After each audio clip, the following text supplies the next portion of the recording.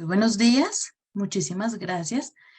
Bueno, vamos a dar inicio a esta actividad el día de hoy, 25 de noviembre, en el cual se conmemora anualmente el Día Internacional sobre la Eliminación de la Violencia contra la Mujer y que está dedicado a concientizar sobre el problema de la violencia contra las mujeres y las niñas en todo el mundo. También celebramos los procesos que se han hecho en los últimos años para abordar este problema y en el marco de esta conmemoración el día de hoy, el DACS agradece al profesor Javier Pineda, quien nos acompaña desde la Universidad de los Andes para abordar el tema importante como es los derechos de las mujeres en el mundo del trabajo. Doctor Javier, ¿me escuchas bien? Sí, te escucho muy bien, María Camila. Listo, perfecto. Entonces vamos a dar inicio, sin antes, pues recordándoles que en el chat vamos a dejar un link de asistencia, del registro de asistencia. Ustedes saben que es de vital importancia dejar registro de este tipo de actividades para nosotros, entonces para que por favor durante la actividad lo vayan diligenciando. Listo, profesor Javier, iniciemos. Mil gracias. Muchas gracias, María Camila. Muchas gracias al Departamento Distrital de la Función Pública. ¿Me escuchan bien? Sí. Sí, señor. Muy bien. Y bienvenidos a todas y todos. Estaba viendo el listado. Tenemos prácticamente funcionarios de todas las entidades distritales. Entiendo que tenemos un número significativo de personas que se inscribieron. En este momento estamos conectados 21 personas. Espero que se vayan uniendo en el transcurso de la charla más personas.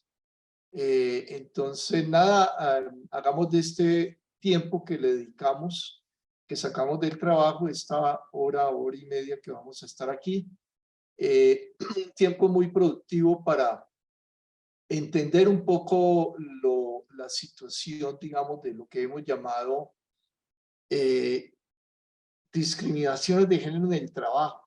Este es un tema que tiene larga data, prácticamente a partir de los años 70. En los países industrializados se dio lo que se ha conocido como la segunda ola o la liberación de la mujer, que eso fue parte de esa ola, se conoce como la segunda ola feminista, gracias a que un número significativo de mujeres entraron en las universidades a pensar su propia situación. Si tuvieron la oportunidad en los años anteriores, el año pasado, antepasado, había una película que un poco cuenta esa situación, que la película se llama On the Basis of Sex. Es una película que es la historia de la vida de Ruth Bader Ginsburg, que fue la primera mujer en Estados Unidos que llega a la Corte Suprema de Justicia. Pues esta mujer siendo joven entra a estudiar a Harvard, a la Facultad de Derecho. Era una de las primeras mujeres que entraba a una facultad de Derecho que era eminentemente masculina. Y pues se enfrenta con una cantidad de barreras para el estudio y demás, pero lo importante es que ella comienza a defender casos de laborales, ¿no? Y logra en la jurisprudencia del sistema legislativo norteamericano, que es un poco diferente al nuestro, pues, porque ahí la jurisprudencia tiene un papel muy importante, pues por supuesto aquí también lo tiene, eh, y es que gana un caso en el cual se introduce el concepto de la discriminación sexual. Entonces, si no han tenido oportunidad de ver esa película, se las recomiendo, porque muestra, digamos, la historia de cómo se comienzan a visibilizar y a incorporar en la normatividad el tema de la discriminación en el trabajo. En este caso, una discriminación por la diferencia sexual, especialmente y el caso inicial se hace hacia un hombre que cuidaba de su mamá y lo limitaba para acceder a la seguridad social. Y es ese caso en que ella lleva a la corte y lo gana, ¿no? Y dice que, pues justamente en este caso, por ser hombre que está cuidando, se le genera una discriminación en el sentido de los permisos en el trabajo y demás. Y eso va a ser muy importante, sobre todo más adelante para las mujeres, pues porque van a tener, bajo esa figura jurídica de la discriminación por sexo, van a abrir muchos casos que esta abogada, que ha hecho historia en los Estados Unidos, pues creó ese concepto, esa figura jurídica.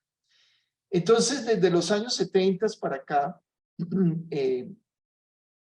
se han venido haciendo estudios prácticamente en todas las disciplinas, en la economía, en la sociología, en la antropología, en el derecho y en la historia también, los temas de la discriminación en los espacios del trabajo. Y la normatividad ha incorporado algunos elementos, pero sigue habiendo muchos elementos de discriminación.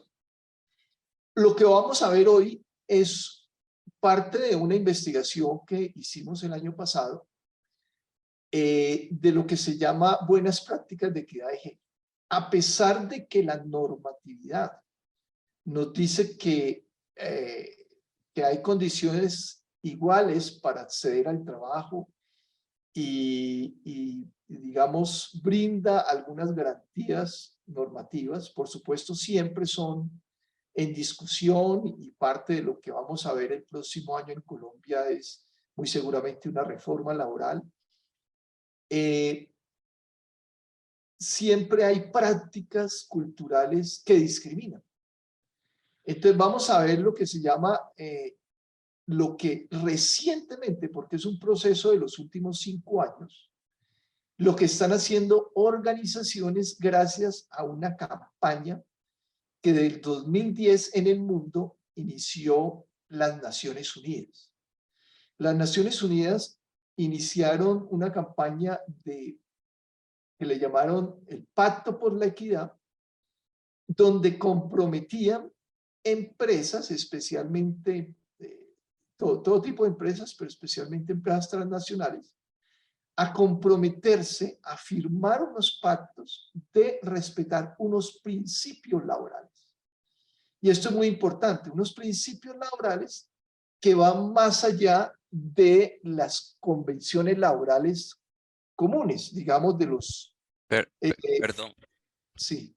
profe Javier, tú estás pasando diapositivas. No, es que estoy haciendo apenas la introducción, Roger. Ah, ok, listo. Entonces, sí, para entender qué son buenas prácticas hacia la equidad de género. Ah, bueno, listo. Entonces, a pesar de que hay unos principios con las convenciones de la OIT, el desarrollo de esos principios pues no se ha dado totalmente. Entonces, estos pactos por la equidad han hecho que muchas empresas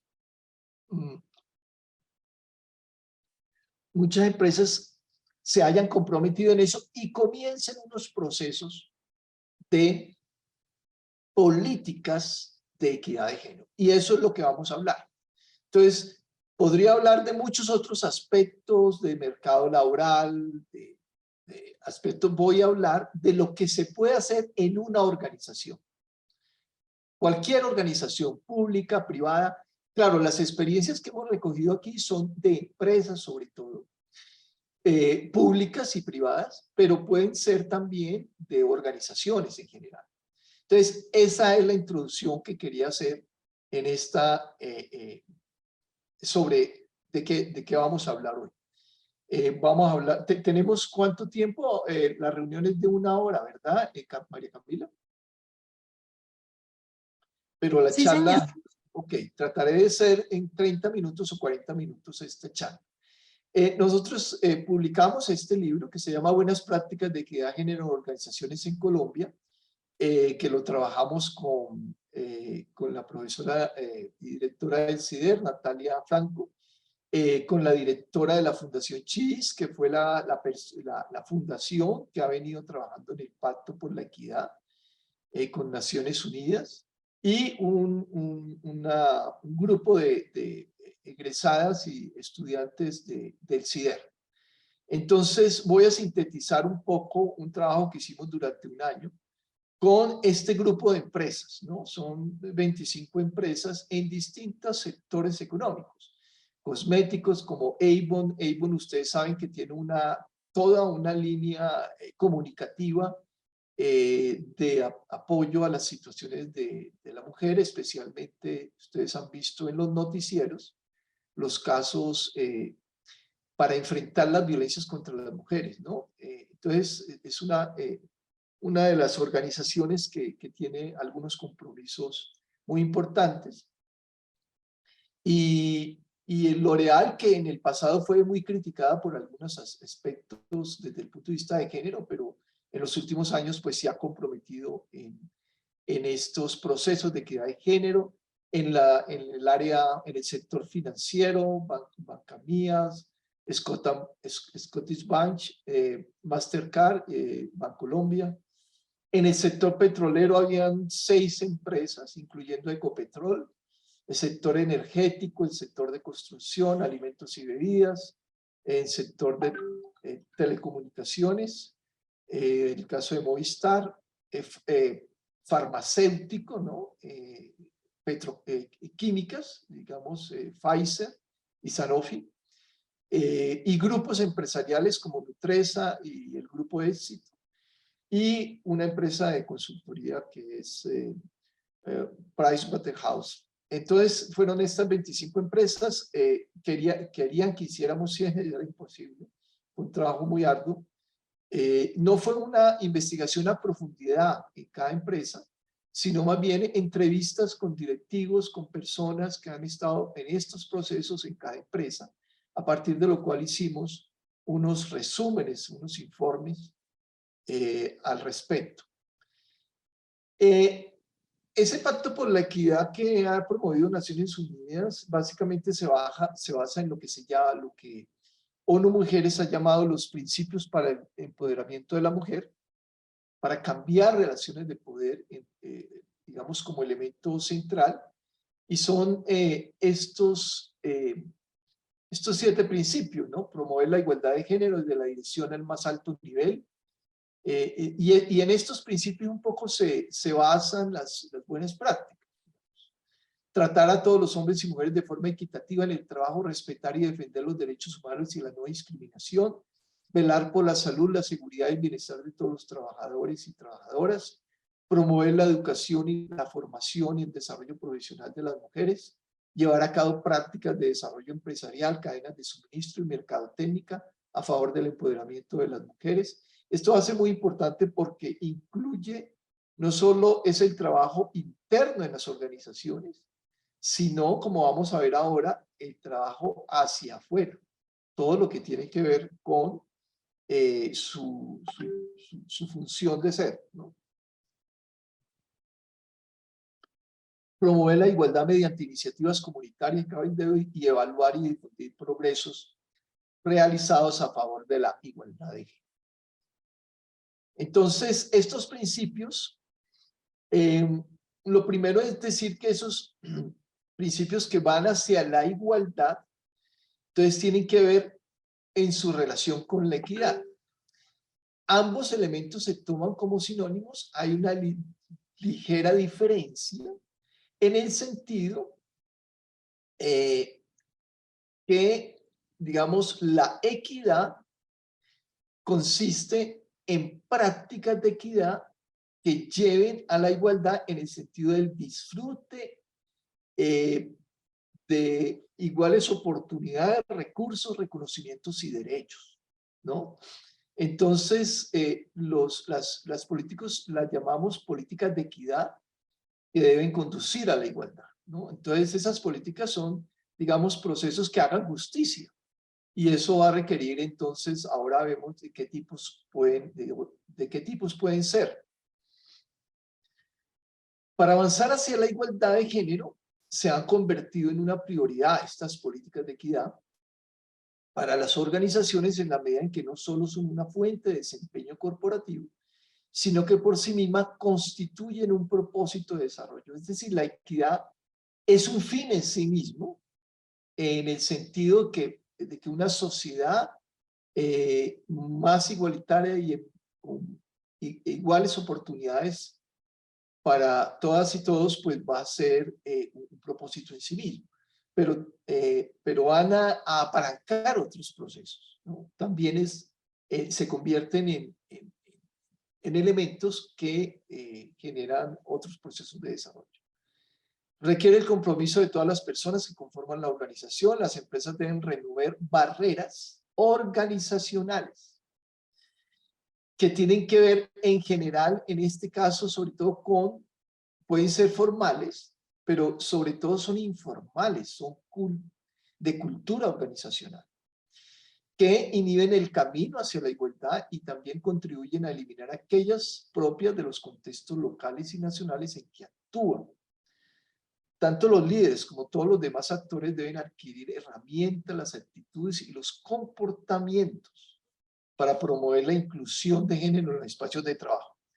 Bueno, yo creo que ustedes, si les va surgiendo preguntas, ya estamos 37 personas, vayan anotándolas y vamos más adelante a conversar sobre ellas. Entonces, hay una clasificación de esas políticas de equidad para conducir a la igualdad que básicamente se consideran de 3 tipos.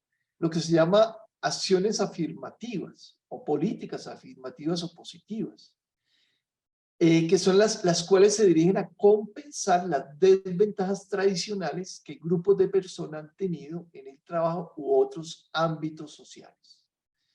Entonces, son políticas afirmativas, es que refuerzan posibilidades a grupos que tradicionalmente están en desventaja y que las estadísticas no lo dicen. Por ejemplo, la promoción deliberada de mujeres, bien para ocupaciones tradicionalmente masculinas, o promoverlas para sucesión de cargos, ¿no? Entonces, ¿cómo se dan oportunidades, ¿no? Por ejemplo, cuando no hay muchas mujeres con determinado tipo de profesiones, por ejemplo, en lo que se llama las profesiones STEM, ¿no? Science, de ciencia, tecnología, ingeniería y ingenierías. Entonces se hacen, digamos, pueden ser programas de beca para que mujeres estudien ingenierías. Esos son acciones afirmativas.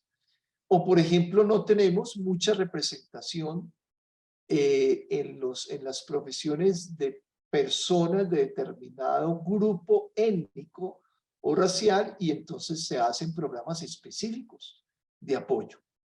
Esas son acciones afirmativas. O medidas de igualdad de oportunidades, con las cuales se busca erradicar directamente la discriminación, estereotipos y sesgos formales e informales. En esto vamos a ver los ejemplos más claramente ahora.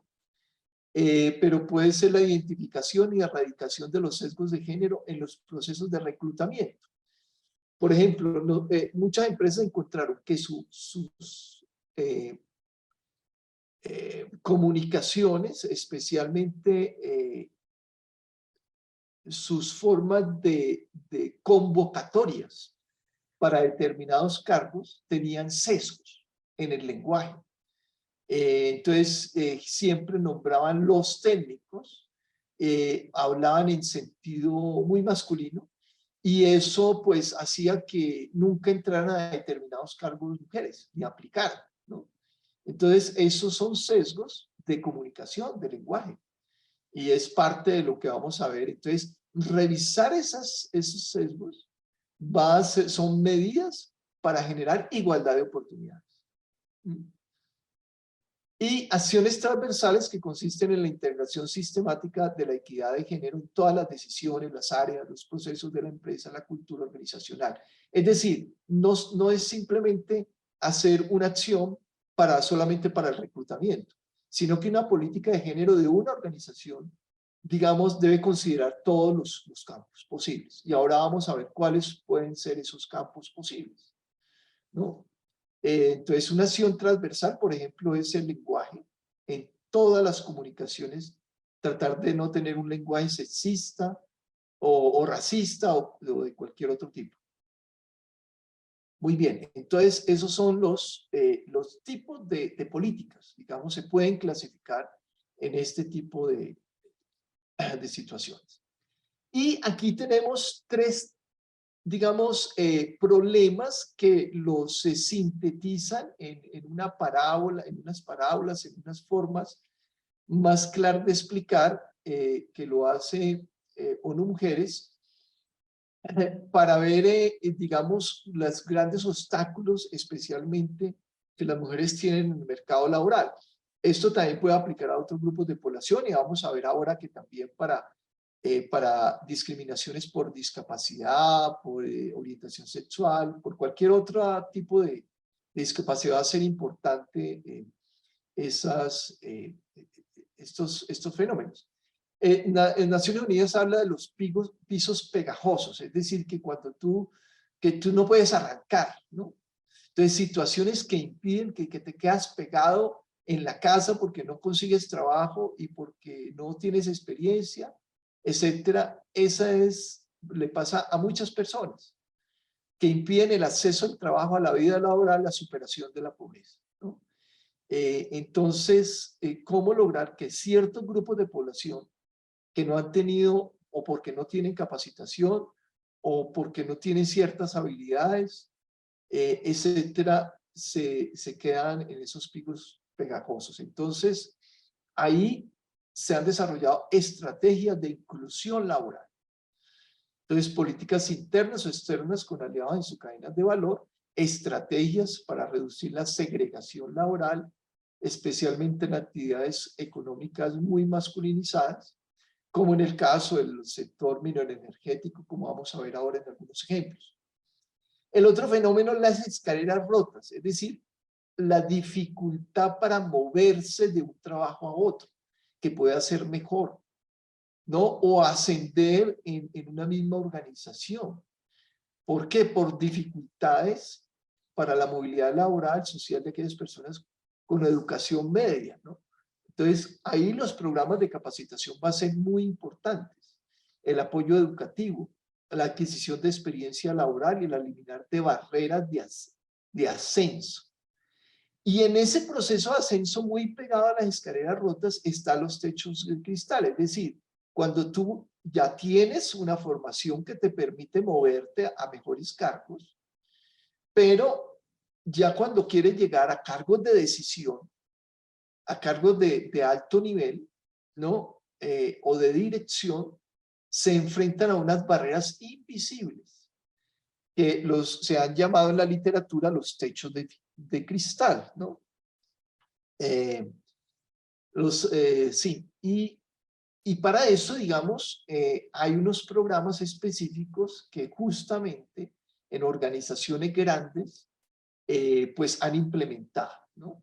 En organizaciones muy pequeñas es más difícil porque no tienen muchos niveles de decisión, pero las organizaciones públicas, estatales o empresas públicas o privadas grandes, pues sí tienen una cantidad de cargos de dirección que a veces por sesgos y discriminaciones invisibles culturales no logran llegar mujeres o determinado tipo de personas. Muy bien, muy bien. Entonces, los campos de actuación ya de estas políticas que hemos venido viendo, este tipo de políticas, ¿no? Y de estos problemas que estamos enfrentando,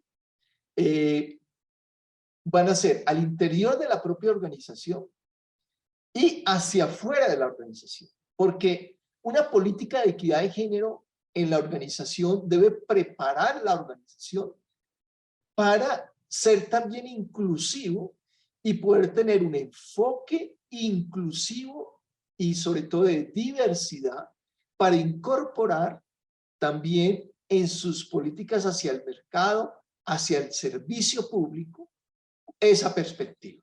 O sea, si nosotros no, digamos, resolvemos nuestros propios problemas, mucho menos lo vamos a resolver en otros espacios. Entonces, por eso es muy importante la reflexión organizacional, los espacios de capacitación y las políticas internas que implementen y que examinen muy bien la situación de cada organización. Entonces, a nivel interno, en este primer punto de lo interno de la organización, mire, hay por lo menos 10 campos, que los vamos a clasificar luego en 3, pero hay un primer campo de reclutamiento y selección de personal. Esto es muy importante. Cómo se hace y revisar muy bien si hay sesgos en esos procesos, ¿no? La promoción y el desarrollo profesional, ¿no? Esto va a ser muy importante. ¿Cómo se da en las organizaciones esta promoción y el desarrollo profesional?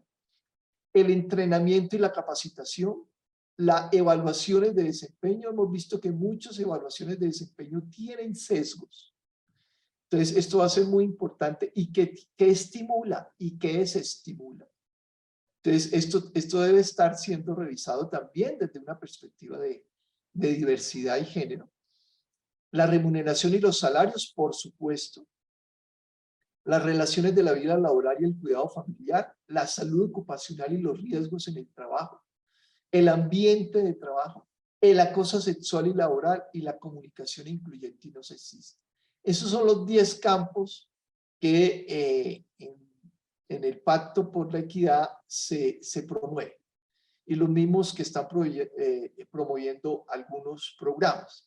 Entonces, en cada uno de estos campos, la organización tiene que hacer un diagnóstico, tiene que revisar qué está pasando en cada uno de estos. ¿Cuál es la situación? ¿Cuáles son las diferencias salariales y a qué obedecen? ¿Y qué tipo de dificultades, discriminaciones puedan haber? Etcétera, etcétera. Y por supuesto los temas de violencia y acoso que puedan haber en una organización. Acoso laboral en muchos sentidos, ¿no? Muy bien. Entonces vamos a verlos por grupos rápidamente para no demorarme mucho en este campo. Ya son las 10:30. Muy bien, entonces voy a ir rápidamente por esto. Reclutamiento y selección de personal, ya había mencionado. Tenemos algunas experiencias de cómo han cambiado los procesos de las convocatorias. Primero, con el lenguaje de las convocatorias, ¿no? Que sean dirigidas explícitamente, por ejemplo, todos los, en Bavaria tenía en sus plantas, tiene mucho personal de transporte, ¿no? Y de operativo, de logística. Y ese personal lo convocaban generalmente conjuntamente con el SENA, sobre todo a técnicos, pero con un lenguaje muy en sentido masculino. Entonces, y con la foto siempre de hombres, por ejemplo, ¿no? En la publicidad, en la página web, etcétera. Entonces, comenzaron a cambiar y a incluir otro tipo de imágenes, un lenguaje más inclusivo y desarrollaron con el SENA un proceso de llegar a a vincular más mujeres en los cursos técnicos, a estimular su vinculación y a reclutar entonces también mujeres en esos cargos técnicos. Vamos a ver que eso implicó otro tipo de acciones en otros campos, ¿no? Ya una vez lograr romper las barreras de reclutamiento, ya luego hay que romper otras barreras internas, ¿no? Pero este fue muy, muy importante. Entonces vamos a ver otros ejemplos. Promoción y desarrollo profesional. También hay experiencias alrededor de eso. Los sesgos inconscientes en los procesos de preselección y selección de aspirantes para determinados cargos. Por ejemplo, ¿qué tipo de preguntas les hacían? ¿Por qué a las mujeres les hacían preguntas de si estás casada o no, si vas a tener hijos o no? Esas son preguntas de un sesgo de género muy fuerte, que ya están prohibidas en estos procesos de selección, porque efectivamente discriminan, ¿no? Entonces, todo eso ha significado una revisión. Los procesos de entrenamiento y capacitación, también ahí va a ser más importante a quién se selecciona para la capacitación, qué tipo de entrenamiento. A veces las capacitaciones significan ocupar determinados cargos en determinadas, por ejemplo, las empresas que tienen plantas y que la persona tiene que trasladarse. A veces eso se le dificulta mucho a las mujeres. Entonces, ¿cómo las empresas pueden facilitar esos traslados, ¿no? En pleno sentido, para que cualquier persona se le dé la igual oportunidad a esos procesos de capacitación. Bueno, y en algunos casos eso se hace por ya políticas afirmativas, como el uso de cuotas, ¿no? Que es una acción afirmativa compensatoria para garantizar la inclusión de determinado número de personas. Por ejemplo, las cuotas que algunas empresas comerciales han utilizado para incorporar personas en condición de discapacidad. Entonces, dice, debemos de tener por lo menos un 5% de la planta y pueden perfectamente desarrollar determinado tipo de labores, ¿no? Entonces, esos son una forma de discriminación positiva para hacer inclusión laboral. Muy bien. Entonces, hallazgos en la en la práctica, pues le comentaba el caso de Bavaria. Desarrolló todo el programa de línea inclusiva en la operación, pero esto respetando los parámetros de seguridad industrial. Fíjese que la seguridad industrial tenía un código que decía, dice, tantos kilogramos puede levantar una persona adulta, ¿no? Manualmente. Y tanto puede levantar una mujer como un hombre. Entonces, el incorporar a los hombres en las mujeres en la logística implicó mirar la línea de transporte y de carga para ver cómo respetaban esos parámetros e incluso los reforzaban, ¿no? En el sentido de no poner los máximos, sino poner unos adecuados, y cómo incorporaban nueva maquinaria para facilitar eso. Entonces, eso implicó una renovación tecnológica y un cambio, digamos, en los patrones internos de seguridad social para cumplir no solo la normatividad, sino efectivamente asegurar la salud ocupacional de las y los trabajadores. Entonces, fíjense ustedes lo que eso conlleva, ¿no? O sea, una política inclusiva llevó a un cambio tecnológico en la línea de transporte y logística de su mercancía, ¿no? Y por supuesto, formación de líderes en planta y personal directivo que entendiera todo ese proceso, ¿no? Y que especialmente, vamos a ver también eso, qué pasa con la cultura, qué pasa cuando una mujer entra a una actividad que ha sido ejercida siempre por hombres y que mayoritariamente son hombres. Cuando entran unas pocas mujeres a ese tipo de ocupación, ¿qué pasa? Entonces, ahí hay también otro reto que vamos a mencionar más adelante. Hay también, por ejemplo, el caso del grupo Enel. Ustedes ya pueden ver que el mantenimiento del cableado eléctrico en las ciudades, ya hay mujeres que se suben a los postes. Eso era hace unos años casi que imposible, ¿no? Nunca veíamos, siempre eran los técnicos, ¿no? Eran hombres los que manejaban los cables. Pues no, era posible y se hizo posible que entraran mujeres a esos cargos, ¿no? eh, de mantenimiento de la red de energía, pero también a las centrales de generación, que esto va a ser muy importante porque las centrales de generación que en él tiene, en el Codensa, perdón, en el Engensa, tiene 13 plantas de generación hidroeléctrica y esas plantas pues quedan fuera de las ciudades. Entonces eso implicó, por ejemplo, al incorporarlas, crear vestieres, crear baños para ellas, todo ese tipo de adecuaciones. Y eso es parte de hacer una política inclusiva, pero además facilitar el transporte, digamos, porque las dificultades y el alojamiento adecuado, que lo hacían los hombres que se podían ir de casa por unos días y no era problemático, pero para las mujeres sí era problemático. Entonces, ¿cómo hacer que para las mujeres no fuera problemático? Entonces, eso implicó, por supuesto, reacomodos en lo que vamos a denominar el trabajo de cuidado no remunerado en el hogar, que es una de las grandes barreras para la, digamos, que incide en la discriminación en lo laboral, ¿no?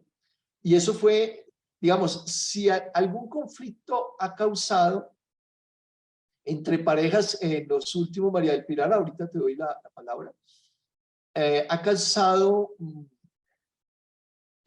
ha habido en las parejas, ha sido porque las mujeres entraron a lo laboral, especialmente a partir de la década de los 70s y 80s en América Latina, y eso ha venido creciendo, creció aceleradamente a finales de siglo y a principios de este siglo. Ya ahora ha estado un poco estancado, digamos, que tantas mujeres participan del trabajo remunerado, pero digamos que entraron, pero los hombres no hicimos lo inverso. Nosotros nos quedamos en el trabajo laboral remunerado, pero no hemos entrado masivamente al trabajo de cuidado no remunerado, que sigue recayendo sobre las mujeres y eso constituye una demanda de tiempo que limita el desempeño en el trabajo laboral. Entonces, en organizaciones, eso debe ser un asunto importante. Entonces, si una mujer tiene que irse la semana a estar en una central de generación, pues tiene que tener las condiciones para que el cuidado de sus hijas pues recaiga, se distribuya lo pueda asumir la pareja o lo pueda asumir otra persona. Entonces, son programas para romper estereotipos de género en las ocupaciones masculinizadas y las barreras propias que estos han generado, adaptaciones logísticas, cambios culturales y demás. Bueno, yo no sé, a ver, sí, ya nos quedan pocos minutos, yo voy a parar ahí, hay muchos ejemplos más, tenemos en los demás campos, ¿no? En todos estos campos tenemos ejemplos en el tema salarial, en las evaluaciones de desempeño, en las relaciones de vida laboral y cuidado familiar, que ya lo acabo de mencionar, salud ocupacional, riesgos del trabajo, digamos, hay ejemplos concretos. Esto no quiere decir pues que estas corporaciones son no puras y santas, no, pero digamos en este campo están haciendo un esfuerzo y tienen unas prácticas de las cuales podemos aprender, ¿no? Cambios en la cultura organizacional. Muy bien. Entonces, como nos quedan 15 minutos, ¿verdad, María Camila? Entonces, oye, Paola, entonces yo quisiera ver si hay preguntas. Si no, puedo terminar con algunos elementos que nos interesan presentar. Muy bien. A ver, como hay en el chat, hay aquí algunos comentarios. El comentario de Vivia, sí, yo no puedo realizar mis prácticas de redes e instalaciones de información por ser mujer y mi hermano sí pudo ingresar por temas de alturas. ¿Dónde podemos consultar la investigación? Está publicada pueden conseguirlas virtualmente, creo que vale 20.000 o 25.000 pesos el libro virtual en la biblioteca virtual de la universidad. Muy bien. Voy a cerrar un poco. Entonces, fue una investigación que hemos hecho en la línea de género, equidad y desarrollo. Entonces, quiero pasar a presentar aquí, a presentar un poco lo que estamos haciendo en el CIDER en este campo y en otros, ¿no? Bueno, lo primero es, quisiera decirles que el CIDER es un centro interdisciplinario que fue pionero en la interdisciplinaridad desde 1976, cuando se fundó a partir de una colaboración con el país de Holanda, ¿no? Y actualmente es un centro de docencia, investigación, consultoría y lo que podemos llamar una escuela de posgrados, ¿no? Esta es la planta y estamos organizados de profesores de planta. Hay algunos profesores de cátedra también, más.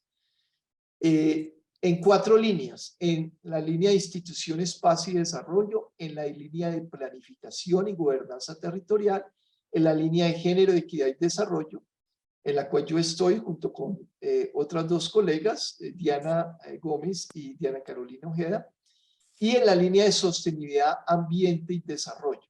Estas líneas soportan 8 programas de posgrado. Entonces, tenemos 3 especializaciones: una en gestión y planificación territorial, una en organización y responsabilidad social y desarrollo, y otra en Estado, políticas públicas y desarrollo.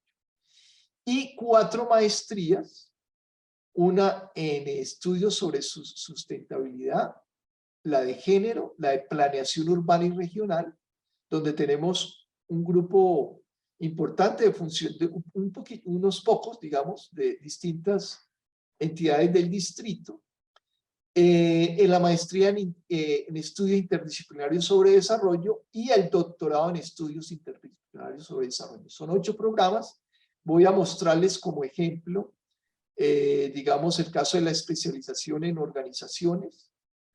Entonces ustedes pueden ver ahora, las inscripciones están abiertas y podríamos mirar cuál es ustedes pueden ver aquí algunos egresados, sus declaraciones y por supuesto el plan de estudios, ¿no?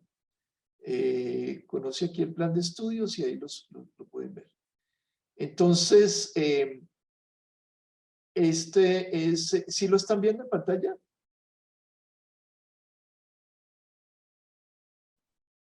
A ver. No, señor. No, qué pena, pensé que yo estaba navegando aquí, le di el clic. Ya lo están viendo en pantalla, sí. Ok. Sí, señor. Muy bien, entonces, a ver cómo me devuelvo. Bueno, voy a dejar de compartir, pero entonces voy a volver a la presentación. Pero entonces, estos son los programas. A ver, voy a dar en la maestría en planificación urbana regional. Lo doy en me manda el link, entonces dejo de compartir aquí y comparto el link. Aquí está, para que ustedes lo vean. Entonces, aquí en la página web pueden encontrar todos los programas y pueden encontrar pues toda la información requerida. Entonces, aquí está digamos, testimonios de egresados de este programa de maestría. Está el plan de estudio, están los horarios. Los horarios todos son ajustados para personas que trabajan, ¿no? Los apoyos financieros, bueno, y mucha más información. Entonces, en la página web pueden encontrar la información de todos estos programas y tenemos inscripciones abiertas en este momento. Bueno, entonces, nada, si tienen preguntas, puedo atenderles. frente a la presentación, frente al CIDER, frente a situaciones específicas? ¿Alguien estaba levantando la mano? Profe Javier, en el chat tenemos varias preguntas. Ah, ok, muy bien. Entonces voy a comenzar por la última. Quisiera saber, dice Sandra Patricia, si la universidad tiene convenio con la Secretaría, ¿cuánto a costos de maestría del género? Sí, hay un convenio justamente con todo el distrito a partir del convenio con el Departamento Distrital de Función Pública, ¿no? Que es el que ha organizado esta charla. Entonces, hay un convenio marco en el cual entiendo que tienen un subsidio educativo para estos programas. Entonces, sí lo hay. Yo no sé si alguien del departamento puede presentar esa información o alguien más del CIDER, pero hay un convenio y por supuesto que tienen acceso a subsidios y a descuentos. Ana Juliet dice: una mujer madre de cabeza de hogar con un hijo en condiciones en discapacidad y que se desempeña como secretaria puede pedir teletrabajo si se requiere por el estado de salud del hijo. Bueno, eso va a depender de la organización. Algunas organizaciones tienen, bueno, hay unos permisos de ley, digamos, en los que se puede acomodar, como por ejemplo los días por calamidad, etcétera.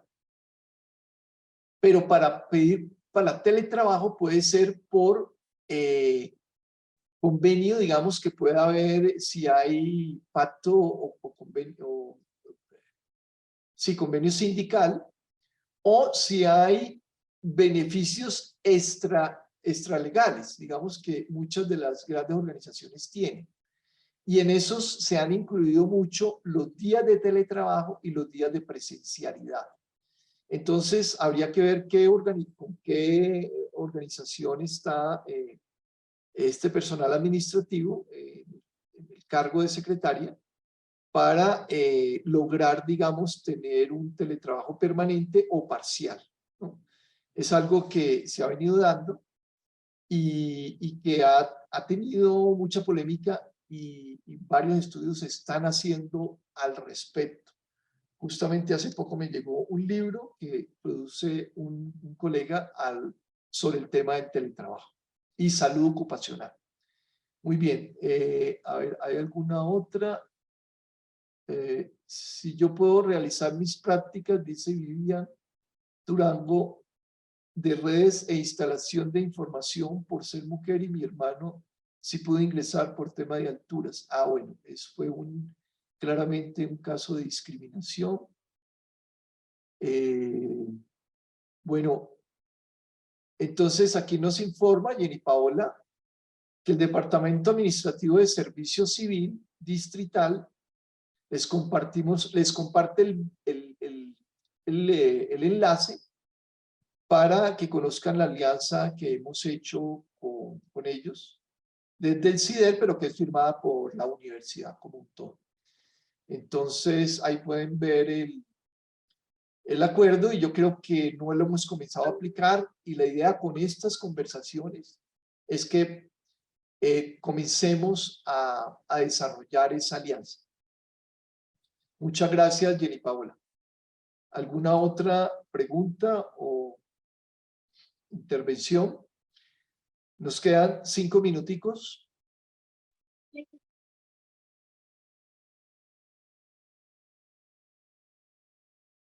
Bueno, si no, aquí estamos para lo que consideren necesario.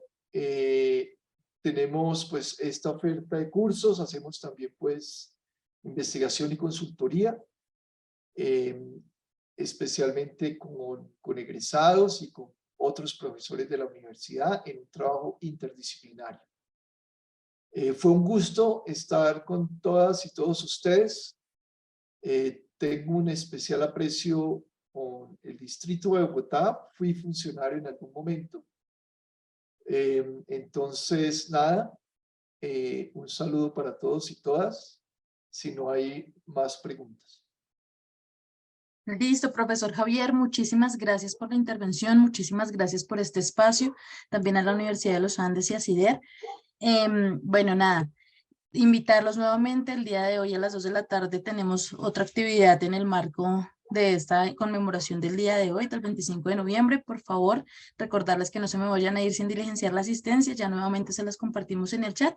Y nada, agradecerles infinitamente a ustedes por esta participación. Muchas gracias, profesor Javier. Damos por finalizada esta actividad.